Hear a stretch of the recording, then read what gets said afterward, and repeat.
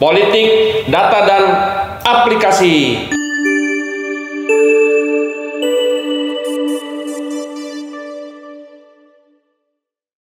Oke teman-teman Citra Indonesia, kami jamin Anda menang. Pak Yanto, sekarang marak Pak Yanto di gadget-gadget kita Pak, berbagai macam aplikasi Pak. Ada aplikasi Peduli Lindungi, ada aplikasi My Pertamina yang akan marak saat ini, kemudian ada aplikasi Gojek, Maxim, dan lain-lain Pak. Ini Pak, selaku konsultan politik Pak Yanto, apakah ini bisa berimbas Pak, data-data yang di aplikasi itu untuk sebagai pengumpulan data untuk pemenangan suatu kandidat gitu Pak? Ya, ada kemungkinan aplikasi-aplikasi ini bisa dimanfaatkan untuk kepentingan politik, Mas Yuki. Karena aplikasi-aplikasi ini memuat data-data pelanggan, memuat data-data konsumen, memuat data-data masyarakat.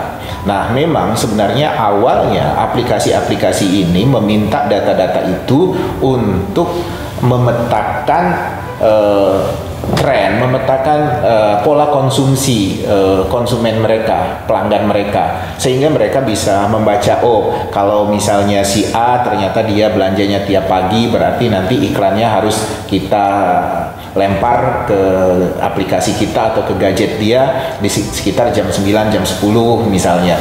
Jadi pola konsumsi pelanggan itu yang awalnya ingin dibaca oleh aplikasi-aplikasi ini, sampai bahkan mereka mau memberikan kickback. Misalnya kalau menggunakan GoPay akan dapat diskon sekian, kalau menggunakan aplikasi Dana nanti akan mendapat kemudahan pembayaran seperti ini, akan dapat voucher, kemudian macam-macam lah aplikasi-aplikasi yang memberikan bonus-bonus kepada konsumennya, bonus-bonus kepada masyarakat. Nah, misalnya kalau My Pertamina itu diharapkan bahwa orang yang berhak mendapat subsidi saja yang bisa mengakses atau menerima bahan bakar bersubsidi begitu. Sebenarnya maksud mereka itu baik, sesuai dengan kepentingan awal aplikasi itu diluncurkan. Cuma kan orang Indonesia ini kalau dia bisa mendapat keuntungan, dia mulai ngakal-ngakali.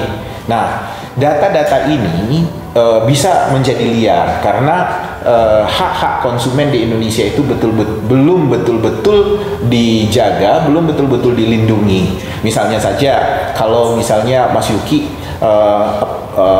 login di sebuah aplikasi, kan di situ ada tulisan accept atau mau menerima nggak syarat dan ketentuan. Sementara kalau kita nggak mau menerima, kita nggak bisa pakai aplikasi itu.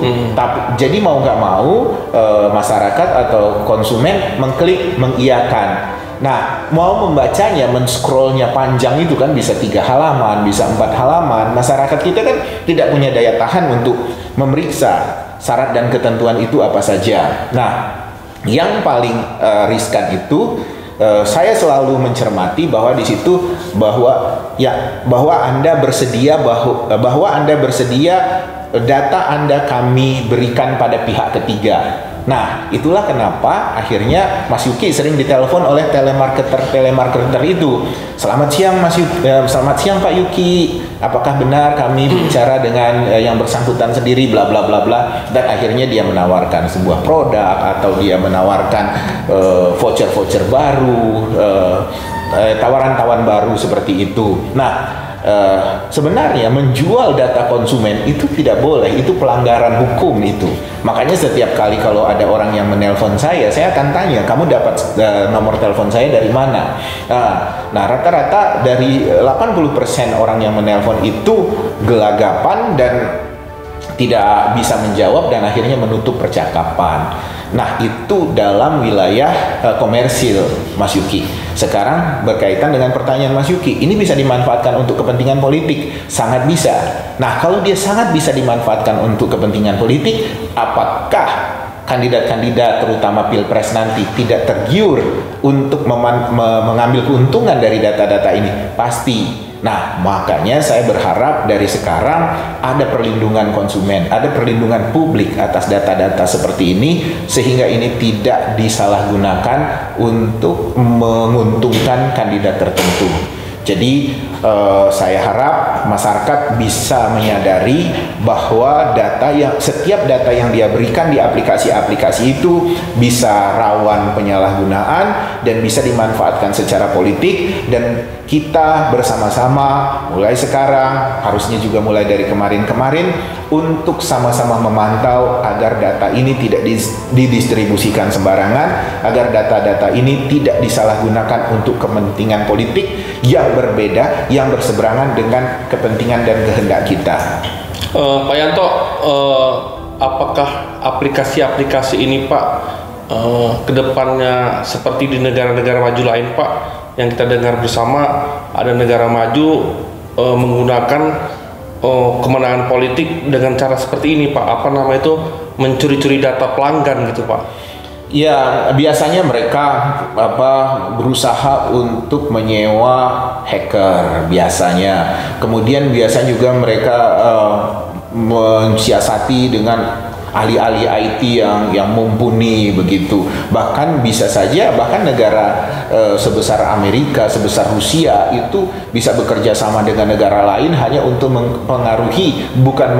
berusaha untuk mempengaruhi hasil-hasil politik di negara dia lewat internet yang pemilihannya itu lewat internet protokol. Jadi kalau dia lewat gadget memilih si A, lewat gadget memilih maksudnya memilih pilkada, memilih pileg, memilih pilpres gitu, itu rawan untuk bisa dihack, sehingga selevel negara maju sekalipun tergiur untuk melakukan tindakan-tindakan curang seperti itu. Memang tidak bisa mempengaruhi terlalu banyak karena orang waspada. Nah, jangan sampai akhirnya itu terjadi di Indonesia, hasil berantakan, banyak diganggu-ganggu oleh pihak-pihak yang tidak bertanggung jawab, akhirnya hasil pilpres, hasil pilkada itu tidak sesuai dengan hati nurani rakyat. Jadi kita harus menjaga hal-hal semacam ini, karena negara-negara maju saja menganggap ini adalah wilayah yang seksi untuk dimanipulasi. Pak Yanto, selaku pengamat dari konsultan dari Citra Indonesia Pak, apakah di Indonesia ada Pak indikasi-indikasi mengarah ke sana Pak?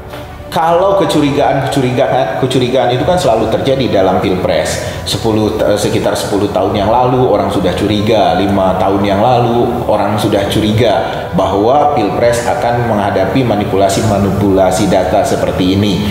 Tapi kan itu biasanya yang diserang itu adalah server KPU atau server-server yang terintegrasi dengan KPU untuk mempengaruhi angka-angka suara-suara pemilih.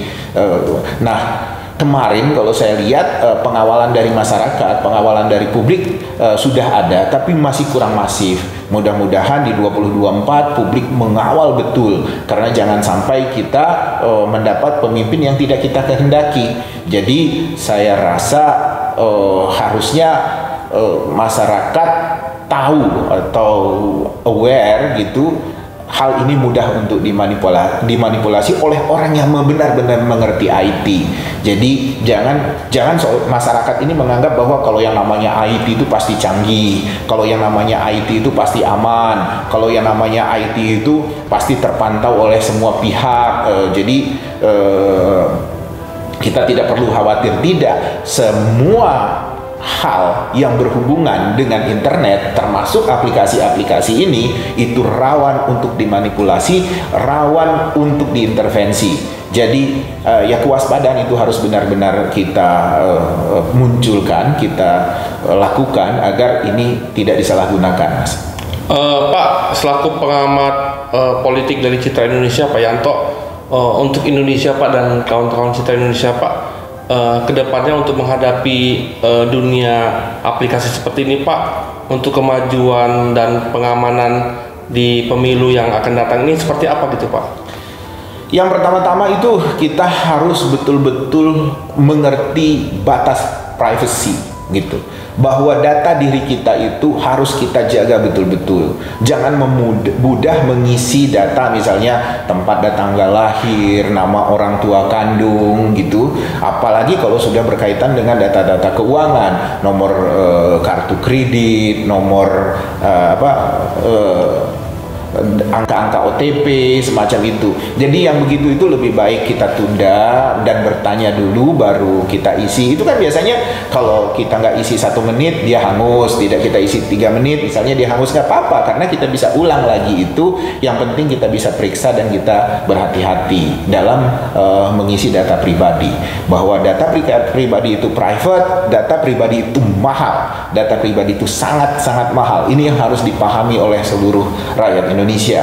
Kemudian yang kedua, harus mengerti bahwa kalau dia tidak butuh-butuh amat atas pelayanan sebuah aplikasi, sebaiknya tak usah dia pakai aplikasi itu. Jadi batasi. Kalau sudah menggunakan aplikasi, jadi misalnya aplikasi belanja gitu, ada aplikasi A, B, dan C. Kalau misalnya dia sudah menggunakan aplikasi A, sedapat mungkin dia pakai aja aplikasi A, walaupun nanti ada aplikasi B menawarkan bonus, menawarkan voucher, aplikasi C menawarkan potongan harga yang fantastis. Sebaiknya dia konsisten, karena kalau datanya sudah tersebar di banyak aplikasi, akhirnya dia menjadi lebih rawan untuk disalahgunakan, dan akhirnya juga secara politik orang-orang yang punya kepentingan untuk memanipulasi ini akan penuh banyak data, variasi data, dan mungkin mereka bisa mengkombinasikan, dan mereka akan tahu misalnya, oh kalau Mas Yuki orangnya ternyata selama ini golput, oh kalau Mas A selama ini dia aktif memilih partai B, kalau misalnya Mas Z ternyata selama ini dia kalau hari Minggu dia biasanya nggak mau datang ke bilik suara. Itu nanti bisa dipetakan dan akhirnya nanti ketahuan bahwa si A, si B, si C kalau diselenggarakan pada tanggal sekian, hari sekian dia tidak akan datang ke TPS, dan akhirnya si A, si B, si C bisa menjadi data siluman di situ. Nah, semacam ini sangat-sangat mungkin. Jadi kita harus berhati-hati. Varian-varian untuk melakukan manipulasi itu sangat banyak dalam dunia digital, Mas Iki. Dipastikan ini masalah private Pak gitu Pak ya? Bukan hanya masalah private saja, tapi ini juga menyangkut keamanan pada yang bersangkutan. Karena mungkin Mas Yuki nggak datang ke bilik suara merasa ya nggak ada yang rugi, orang saya nggak milih. Oh ternyata disalahgunakan memilih si A. Itu kan menyangkut keamanan Mas Yuki sebagai rakyat di masa depan. Gitu. Andai Mas Yuki datang ke bilik suara mungkin tidak memilih A dan memilih B. Mungkin kalau Mas Yuki datang ke bilik suara memilih si B jadi menang, bukan si A yang menang. Nah, kalau B yang menang mungkin Indonesia lebih baik. Nah, gitu. Jadi ketidakdatangan Mas Yuki ke bilik suara, kemudian hak Mas Yuki dimanipulasi, dan ternyata itu bukan representasinya Mas Yuki, dan itu bisa membuat riskan dan rawan buat Indonesia ke depan. Itu kan menyangkut keamanan diri kita juga, keamanan kita sebagai bangsa. Terima kasih Pak Yanto penjelasan terkait dengan politik aplikasi dan data. Semoga negara kita Indonesia ini tidak melakukan kecurangan-kecurangan melalui hak dan data-data orang lain. Terima kasih Pak Yanto. Oke teman-teman Citra Indonesia, demikianlah pembahasan kali ini terkait dengan politik, aplikasi, dan data. Semoga politik di Indonesia ini tidak mengabaikan dan tidak menggunakan hak-hak orang lain terkait dengan aplikasi. Teman-teman Citra Indonesia, demikianlah pembahasan kali ini. Jangan lupa tetap kunjungi di konsultanpolitik.com, komen, like, and share.